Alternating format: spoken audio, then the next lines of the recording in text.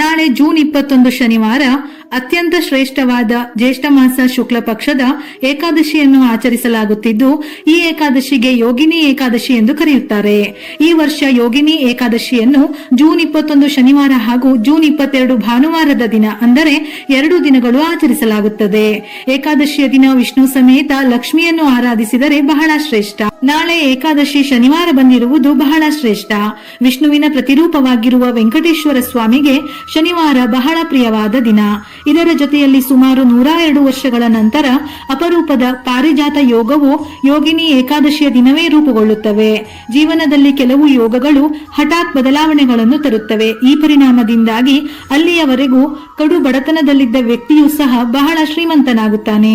ವಿಶೇಷವಾಗಿ ಪಾರಿಜಾತ ಯೋಗವು ಅತ್ಯಂತ ಶಕ್ತಿಶಾಲಿ ಯೋಗಗಳಲ್ಲಿ ಒಂದಾಗಿದ್ದು, ನಾಳೆ ತಪ್ಪದೆ ವೆಂಕಟೇಶ್ವರ ಸ್ವಾಮಿ ಅಥವಾ ವಿಷ್ಣು ಸಮೇತ ಲಕ್ಷ್ಮಿಯ ಆರಾಧನೆ ಮಾಡಿದರೆ ಖಂಡಿತ ದುಪ್ಪಟ್ಟು ಫಲಗಳು ಪ್ರಾಪ್ತಿಯಾಗುತ್ತವೆ. ಏಕಾದಶಿ ತಿಥಿ ಸಮಯ ಜೂನ್ 21 ಬೆಳಿಗ್ಗೆ 7:18 ಆರಂಭವಾಗಿ ಜೂನ್ 22 ಮಧ್ಯಾಹ್ನ 4:27 ಮುಕ್ತಾಯವಾಗುತ್ತದೆ. ವರ್ಷಕ್ಕೆ 24 ಏಕಾದಶಿಗಳು ಇರುತ್ತವೆ. ಪ್ರತಿಯೊಂದು ಏಕಾದಶಿಗೂ ತನ್ನದೇ ಆದ ವಿಶಿಷ್ಟತೆ ಇರುತ್ತದೆ. ಆದರೆ ಯೋಗಿನಿ ಏಕಾದಶಿಯ ವಿಶೇಷತೆ ಏನೆಂದರೆ, ಈ ದಿನ ಉಪವಾಸವಿದ್ದು ವೆಂಕಟೇಶ್ವರ ಸ್ವಾಮಿ ಅಥವಾ ವಿಷ್ಣು ಸಮೇತ ತಾಯಿ ಲಕ್ಷ್ಮಿಯನ್ನು ಪೂಜೆ ಮಾಡುತ್ತಾರೋ ಅವರಿಗೆ ಕೋಟಿ ಜನ್ಮಗಳ ಪುಣ್ಯ ಪ್ರಾಪ್ತಿಯಾಗುತ್ತದೆ. ಏಕಾದಶಿಯ ಉಪವಾಸವು ಹೋಮ, ಯಜ್ಞ, ಯಾಗವನ್ನು ಮಾಡಿದಷ್ಟು ಫಲವನ್ನು ನೀಡುತ್ತದೆಯಂತೆ. ಎಲ್ಲಾ ಪಾಪಗಳು ನಿರ್ಮೂಲನೆಯಾಗುತ್ತದೆ. ಜೀವನದಲ್ಲಿ ಸಂತೋಷ ಹಾಗೂ ಸಮೃದ್ಧಿ ಹೆಚ್ಚಾಗುತ್ತದೆ. ಯೋಗಿನಿ ಏಕಾದಶಿ ಉಪವಾಸವನ್ನು ಆಚರಿಸುವುದರಿಂದ ಸ್ವರ್ಗವು ಪ್ರಾಪ್ತಿಯಾಗುತ್ತದೆ. ಯೋಗಿನಿ ಏಕಾದಶಿಯು ಕೇವಲ ಒಂದು ಲೋಕದಲ್ಲಿ ಮಾತ್ರವಲ್ಲದೆ ತ್ರಿಲೋಕದಲ್ಲಿಯೂ ಕೂಡ ಪ್ರಸಿದ್ಧಿಯನ್ನು ಪಡೆದುಕೊಂಡಿದೆ. ಈ ವ್ರತವನ್ನು ಆಚರಿಸುವುದರಿಂದ ವಿಷ್ಣುವಿನ ಕೃಪೆ ಪ್ರಾಪ್ತಿಯಾಗುತ್ತದೆ. ರೋಗ ಅಥವಾ ಆರೋಗ್ಯ ಸಮಸ್ಯೆಗಳಿಂದ ಮುಕ್ತಿ ಹೊಂದಬೇಕೆಂದರೆ ಈ ಏಕಾದಶಿ ಪೂಜೆ ವಿಶೇಷ ಫಲ ನೀಡುತ್ತದೆ. ಕುಷ್ಠರೋಗ ಸೇರಿದಂತೆ ಯಾವುದೇ ಚರ್ಮ ಸಂಬಂಧಿ ಸಮಸ್ಯೆಗಳಿಂದ ಬಳಲುತ್ತಿರುವ ಜನರು ಈ ಉಪವಾಸವನ್ನು ಆಚರಿಸುವ ಮೂಲಕ ಶುಭ ಫಲಿತಾಂಶವನ್ನು ಪಡೆಯಬಹುದು. ಈ ಉಪವಾಸವನ್ನು ಆಚರಿಸುವುದು ನಿಮ್ಮ ಜೀವನದಲ್ಲಿ ಸಂತೋಷ ಮತ್ತು ಸಮೃದ್ಧಿಯನ್ನು ಹೆಚ್ಚಿಸುತ್ತದೆ.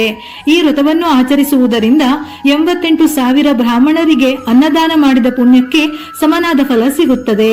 ಈ ವ್ರತವನ್ನು ಆಚರಿಸುವವನಿಗೆ ಮೋಕ್ಷದ ಹಾದಿ ಸುಲಭವಾಗಿ ಪ್ರಾಪ್ತವಾಗುತ್ತದೆ. ಈ ವ್ರತವನ್ನು ಆಚರಿಸುವ ವ್ಯಕ್ತಿಯು ಭೂಮಿಯ ಮೇಲೆ ಎಲ್ಲಾ ರೀತಿಯ ಸಂತೋಷವನ್ನು ಅನುಭವಿಸುತ್ತಾನೆ. ಅಷ್ಟು ಮಾತ್ರವಲ್ಲದೆ ಪರಲೋಕದಲ್ಲೂ ಅವನ ಸ್ಥಾನವು ಉತ್ತಮವಾಗಿರುತ್ತದೆ. ಪ್ರಾಚೀನ ಕಾಲದಲ್ಲಿ ಹೇಮ ಎಂಬ ತೋಟಗಾರನು ಅಲಕಾಪುರಿ ನಗರದಲ್ಲಿ ರಾಜ ಕುಬೇರನ ರಾಜ್ಯದಲ್ಲಿ ವಾಸಿಸುತ್ತಿದ್ದನು. ಭಗವಾನ್ ಶಂಕರನ ಪೂಜೆಗಾಗಿ ಪ್ರತಿದಿನ ಮಾನಸ ಸರೋವರದಿಂದ ಹೂವುಗಳನ್ನು ತರುವುದು ಹೇಮನ ಕೆಲಸವಾಗಿತ್ತು. ಒಂದು ದಿನ ಅವನು ತನ್ನ ಹೆಂಡತಿಯೊಂದಿಗೆ ಒಂದಿಷ್ಟು ಸಮಯ ಕಳೆಯುವುದರಲ್ಲಿ ಹೂವುಗಳನ್ನು ತರಲು ತುಂಬಾ ತಡವಾಯಿತು. ಈ ಕಾರಣದಿಂದ ಅರಮನೆಯನ್ನು ತಲುಪಲು ತಡವಾಯಿತು. ಇದರಿಂದ ಕುಪಿತನಾದ ಕುಬೇರನು ಅವನನ್ನು ಕುಷ್ಠರೋಗಿಯಾಗುವಂತೆ ಶಪಿಸಿದನು. ಶಾಪದ ಪ್ರಭಾವದಿಂದ ಹೇಮನು ಅಲ್ಲಿ ಇಲ್ಲಿ ಅಲೆದಾಡುತ್ತಾ ಒಂದು ದಿನ ಮಾರ್ಕಂಡೇಯ ಋಷಿಯ ಆಶ್ರಮವನ್ನು ತಲುಪಿದನು. ಋಷಿಯು ತನ್ನ ಯೋಗ ಬಲದಿಂದ ಅವನ ದುಃಖಕ್ಕೆ ಕಾರಣವನ್ನು ತಿಳಿದುಕೊಂಡನು. ನಂತರ ಋಷಿಯು ಹೇಮನಿಗೆ ಯೋಗಿನಿ ಏಕಾದಶಿ ದಿನದಂದು ಉಪವಾಸ ಮಾಡಲು ಹೇಳಿದನು. ಉಪವಾಸದ ಪರಿಣಾಮದಿಂದಾಗಿ ಹೇಮನ ಕುಷ್ಠರೋಗವು ಕೊನೆಗೊಂಡು ಮೋಕ್ಷ ಪ್ರಾಪ್ತಿಯಾಯಿತು. ಇದೇ ಯೋಗಿನಿ ಏಕಾದಶಿ ವ್ರತದ ಕತೆ. ನಾಳೆಯ ದಿನ ತಪ್ಪದೆ ಈ ಕಥೆಯನ್ನು ಓದಿ ಅಥವಾ ಕೇಳಿದರೂ ಪುಣ್ಯ ಪ್ರಾಪ್ತಿಯಾಗುತ್ತದೆ. ಶನಿವಾರದಂದು ಪ್ರತಿಯೊಬ್ಬರು ವೆಂಕಟೇಶ್ವರ ಸ್ವಾಮಿಯನ್ನು ಪೂಜಿಸಿ. ಏಕಾದಶಿ ದಿನದಂದು ವೆಂಕಟೇಶ್ವರ ಸ್ವಾಮಿಯನ್ನು ಪೂಜಿಸಿದರೆ ನಿಮ್ಮ ಜನ್ಮ ಸಾರ್ಥಕವಾದಂತೆ. ಶ್ರೀನಿವಾಸನು ಶೀಘ್ರವಾಗಿ ಪ್ರಸನ್ನನಾಗಿ ನಿಮ್ಮ ಎಲ್ಲಾ ಕಷ್ಟಗಳನ್ನು ತಕ್ಷಣವೇ ನಿವಾರಿಸಿ ಕೋರಿದ ಇಷ್ಟಾರ್ಥಗಳನ್ನು ತಕ್ಷಣವೇ ನೆರವೇರಿಸುತ್ತಾನೆ. ಯಾರು ನರದೃಷ್ಟಿ ಸಮಸ್ಯೆಗಳಿಂದ ಬಳಲುತ್ತಿದ್ದಾರೋ ಹಾಗೆಯೇ ಅನಾರೋಗ್ಯ ಸಮಸ್ಯೆಗಳಿಂದ ಕಷ್ಟಪಡುತ್ತಿದ್ದಾರೋ ಅಂತವರು ಏಕಾದಶಿ ದಿನದಂದು ಸ್ನಾನದ ನೀರಿನಲ್ಲಿ 2 ಲವಂಗಗಳನ್ನು ಹಾಕಿ ತಲೆ ಸ್ನಾನ ಮಾಡಿ. ಭಯಾನಕ ನರದೃಷ್ಟಿ ದೋಷಗಳೆಲ್ಲವೂ ದೂರವಾಗುತ್ತವೆ. ನಾಳೆಯ ದಿನ ಬೆಳಿಗ್ಗೆ ಬೇಗ ಎದ್ದು ತಲೆ ಸ್ನಾನ ಮಾಡಿ ಉಪ್ಪು ನೀರಿನಿಂದ ಮನೆಯನ್ನೆಲ್ಲ ಸ್ವಚ್ಛಗೊಳಿಸಿ ಮನೆಯ ಹೆಬ್ಬಾಗಿಲಿಗೆ ಅರಿಶಿನ ಹಚ್ಚಿ ಮನೆಯ ಎದುರು ರಂಗೋಲಿ ಹಾಕಿ ಮನೆಯಲ್ಲಿ ದೀಪಾರಾಧನೆ ಮಾಡಬೇಕು. ಈ ದಿನ ಮಾಡುವ ಪೂಜೆಗಳಿಗೆ ಕೋಟಿ ಜನ್ಮಗಳ ಪುಣ್ಯ ಫಲ ದೊರೆಯುತ್ತದೆ. ಏಕಾದಶಿ ದಿನದಂದು ಹಳದಿ ಬಣ್ಣದ ವಸ್ತ್ರಗಳನ್ನು ಧರಿಸಿದರೆ ನಿಮ್ಮ ಜಾತಕದಲ್ಲಿ ಅಪಾರ ಅದೃಷ್ಟ ಕೂಡಿ ಬರುತ್ತದೆ. ಮನೆಯಲ್ಲಿ ಪೂಜೆ ಪ್ರಾರಂಭಿಸುವ ಮೊದಲು ದೇವರ ಮನೆಯಲ್ಲಿ ಒಂದು ಸಣ್ಣ ರಂಗೋಲಿ ಹಾಕಿ ವೆಂಕಟೇಶ್ವರ ಸ್ವಾಮಿ ಅಥವಾ ವಿಷ್ಣುವಿನ ಫೋಟೋ ವಿಗ್ರಹ ಇದ್ದರೆ ಗಂಧದ ತಿಲಕವಿಟ್ಟು ಸ್ವಾಮಿಯನ್ನು ಹೂವುಗಳಿಂದ ಅಲಂಕರಿಸಿ ಪೂಜೆ ಮಾಡಬೇಕು. ವಿಶೇಷವಾಗಿ ಏಕಾದಶಿ ದಿನದಂದು ಹಳದಿ ಬಣ್ಣದ ಹೂವುಗಳಿಂದ ದೇವರನ್ನು ಪೂಜಿಸಿದರೆ ನಿಮ್ಮ ಪೂಜೆಗೆ ದುಪ್ಪಟ್ಟು ಪುಣ್ಯ ಫಲ ದೊರೆಯುತ್ತದೆ. ವಿಷ್ಣುಮೂರ್ತಿಗೆ ಅತ್ಯಂತ ಪ್ರಿಯವಾದವುಗಳಲ್ಲಿ ತುಳಸಿ ದಳಗಳು ಒಂದು. ಆದ್ದರಿಂದ ಈ ಶಕ್ತಿಶಾಲಿ ಏಕಾದಶಿ ಎಂದು ವೆಂಕಟೇಶ್ವರ ಸ್ವಾಮಿಗೆ ಅಥವಾ ವಿಷ್ಣುವಿಗೆ ತುಳಸಿ ಮಾಲೆಯನ್ನು ಸಮರ್ಪಿಸಿದರೆ ಶ್ರೀನಿವಾಸನು ಬಹಳ ಸಂತೋಷಗೊಂಡು ಕೋರಿದ ಇಷ್ಟಾರ್ಥಗಳನ್ನು ತಕ್ಷಣವೇ ನೆರವೇರಿಸುತ್ತಾನೆ. ಹಾಗೆಯೇ ದೇವರ ಮನೆಯಲ್ಲಿ ಕೆಲವು ತುಳಸಿ ದಳಗಳನ್ನು ಇಟ್ಟುಕೊಳ್ಳಿ. ಶನಿವಾರದ ದಿನ ಬಂದ ಏಕಾದಶಿ ಎಂದು ಹಿಟ್ಟಿನ ದೀಪವನ್ನು ಹಚ್ಚಿದರೆ ಬಹಳ ಒಳ್ಳೆಯದು. ಅತ್ಯಂತ ಶಕ್ತಿಶಾಲಿ ದೀಪಗಳಲ್ಲಿ ಹಿಟ್ಟಿನ ದೀಪವು ಒಂದು. ವೆಂಕಟೇಶ್ವರ ಸ್ವಾಮಿಗೆ ಪ್ರಿಯವಾದ ದೀಪಗಳಲ್ಲಿ ಹಿಟ್ಟಿನ ದೀಪವು ಒಂದು. ಹಾಗಾಗಿ ಏಕಾದಶಿ ದಿನದಂದು ಅಕ್ಕಿ ಹಿಟ್ಟಿನಿಂದ ಒಂದು ಸಣ್ಣ ದೀಪವನ್ನು ತಯಾರಿಸಿ ಆ ದೀಪಕ್ಕೆ ಅರಿಶಿನ ಕುಂಕುಮದ ತಿಲಕವಿಟ್ಟು ಎಳ್ಳಿನ ಎಣ್ಣೆ ಅಥವಾ ಹಸುವಿನ ತುಪ್ಪದಿಂದ ದೀಪಾರಾಧನೆ ಮಾಡಿ. ಪೂಜೆಯಲ್ಲಿ ನೈವೇದ್ಯವಾಗಿ ಪಂಚಾಮೃತ, ಬಾಳೆಹಣ್ಣು ಅಥವಾ ಒಂದು ಸಣ್ಣ ಬೆಲ್ಲದ ತುಂಡನ್ನು ಸಮರ್ಪಿಸಿ. ಯಾವುದೇ ನೈವೇದ್ಯ ಅರ್ಪಿಸಿದರೂ ಆ ನೈವೇದ್ಯಕ್ಕೆ ತುಳಸಿಯನ್ನು ಸೇರಿಸಿ ನೀಡಬೇಕು. ಈ ದಿನ ವಿಷ್ಣುವಿಗೆ ಕೇಸರಿ ಮಿಶ್ರಿತ ಹಾಲಿನ ಅಭಿಷೇಕ ಮಾಡಬೇಕು. ಇಲ್ಲವಾದರೆ ನೈವೇದ್ಯ ಮಾಡಬೇಕು. ಇದರಿಂದ ಭಗವಾನ್ ವಿಷ್ಣುವು ಪ್ರಸನ್ನನಾಗುತ್ತಾನೆ. ಹಣಕ್ಕೆ ಸಂಬಂಧಿಸಿದ ಸಮಸ್ಯೆಗಳನ್ನು ನಿವಾರಿಸುತ್ತಾನೆ. ಮನೆಯಲ್ಲಿ ಪೂಜೆ ಮಾಡುವಾಗ ಒಂದು ಶಕ್ತಿಶಾಲಿ ಮಂತ್ರವನ್ನು ಪಠಿಸಿ. ಆ ಮಂತ್ರ ಯಾವುದೆಂದರೆ ಓಂ ನಮೋ ಭಗವತೆ ವಾಸುದೇವಾಯ. ಈ ಮಂತ್ರವನ್ನು 21 ಬಾರಿ ಪಠಿಸಿ. ಭಗವಂತನ ಅನುಗ್ರಹ ತಕ್ಷಣವೇ ಲಭಿಸುತ್ತದೆ. ಕೊನೆಯದಾಗಿ ಸ್ವಾಮಿಗೆ ಆರತಿ ಬೆಳಗಿ 5 ಪ್ರದಕ್ಷಿಣೆಗಳನ್ನು ಹಾಕಿ ನಮಸ್ಕರಿಸಿ.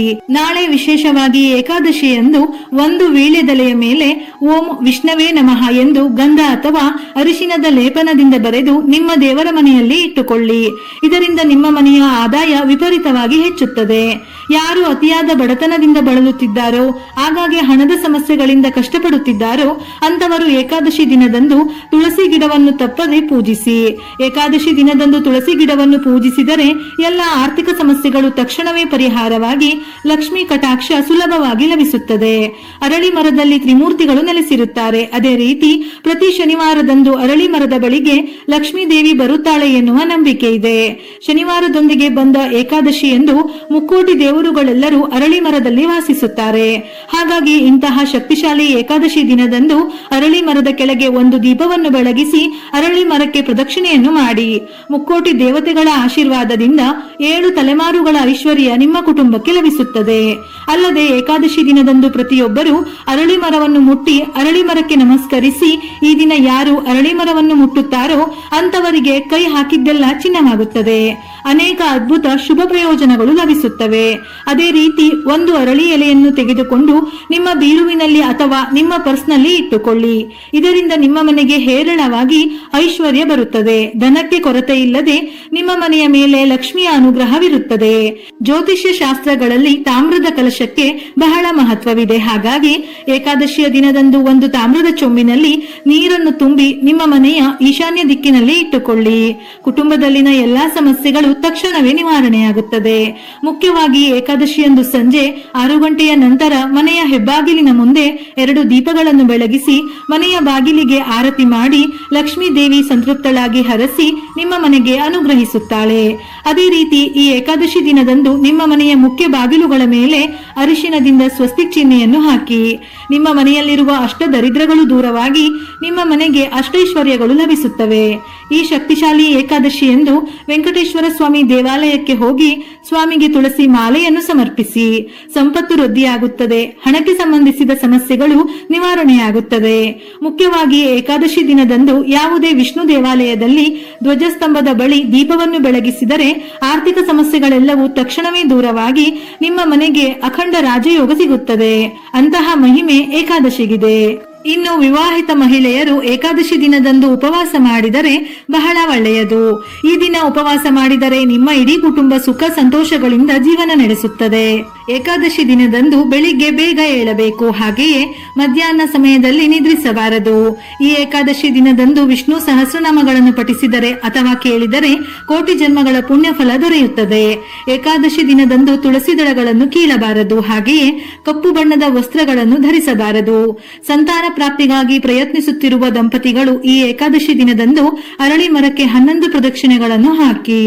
ಲಕ್ಷ್ಮೀ ಸ್ವರೂಪವಾಗಿರುವ ಮುತ್ತೈದೆಯರಿಗೆ ಅರಿಶಿನ ಕುಂಕುಮ ಹೂವು ಕೊಟ್ಟು ಬಾಳೆಹಣ್ಣು ಕೊಟ್ಟು ಆಶೀರ್ವಾದ ಪಡೆದುಕೊಂಡರೆ ಬಹಳ ಶ್ರೇಷ್ಠ. ವಿಡಿಯೋ ಇಷ್ಟ ಆಗಿದ್ದಲ್ಲಿ ಮರೆಯದೆ ಲೈಕ್ ಕೊಟ್ಟು ನಿಮ್ಮವರಿಗೆ ಶೇರ್ ಮಾಡಿ. ಇದೇ ರೀತಿಯ ಮನಮುಟ್ಟುವ ಉಪಯುಕ್ತ ಮಾಹಿತಿಗಳಿಗಾಗಿ ಮತ್ತೆ ಭೇಟಿಯಾಗೋಣ.